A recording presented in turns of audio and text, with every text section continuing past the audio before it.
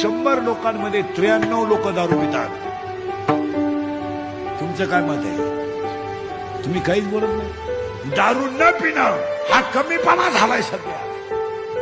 जी माणसं दारू पित नाहीत त्यांना जीवनात आनंद लुटता आला नाही असं बेवड्यांचं म्हणणं आहे.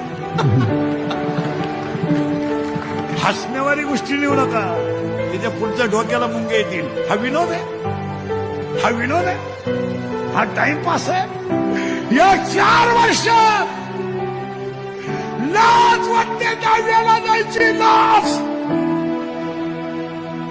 लाज वाटते हो दहाव्याला जायची लाज. 22 वर्षाच्या मुलांना मारावा आणि 50 वर्षाच्या बापानं त्याला पाणी पाजावं.